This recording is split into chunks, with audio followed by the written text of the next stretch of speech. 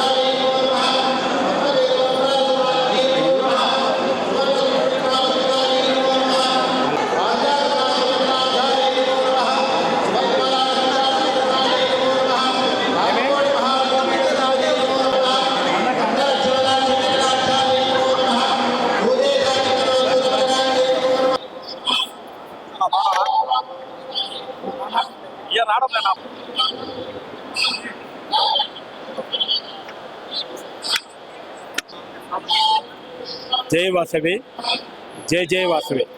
ఇక్కడ విచ్చేసిన కడప పుర ప్రజలకు, వాసీమాత భక్తులకు అందరికీ నా నమస్కారం. ఆషాఢ మాసంలో ప్రతి సంవత్సరం 2వ శుక్రవారం ఈ శాకాంబరి దేవి అలంకారం ఆనవాయితీగా గత 15 సంవత్సరాల నుంచి మా టెంపుల్లో చేస్తున్నాము. ఇది చేయడం కారణం ఏమంటే పంటలు బాగా పండాలని, వర్షాలు పడాలని, పంటలు బాగా పండి రైతులు సుఖ సంతోషంతో ఉండాలని ఈ పూజ అనేది చేస్తారు. మొత్తం దేశమంతా చేస్తారు. అందులో భాగంగా ఈ సంవత్సరము బెంగళూరు నుంచి దాదాపు 70 నుంచి 80 వేల రూపాయల కూరగాయలు తెప్పించి అలంకారం చేసి భక్తులకు దర్శనం తీసుకోవడానికి అవకాశము ఇచ్చాము. కావున ప్రతి ఒక్కరు పురప్రజలు ఈరోజు సాయంకాలం 6 నుంచి 10 వరకు ఉంటుంది. రేపు ఉదయం 10 నుంచి 12 వరకు అమ్మవారి దర్శనం కోసము గుడి తెరిచి ఉంటుంది. కావున ప్రతి ఒక్కరు వచ్చి దర్శనం తీసుకోవాలని కోరుతున్నాను. ఈ సంవత్సరం ఏంటంటే ప్రత్యేకము ఆమ్లా ఫల్ అనే మాడి పనులతో దాదాపు 1108 మాడి పనులతో స్వామికి అమ్మవారికి అష్టోత్తరం చేస్తున్నాం. కాబట్టి తప్పకుండా అందరూ రావాల్సిన కోరుతున్నాను. జయవాసులు అలంకారం చేసినారు.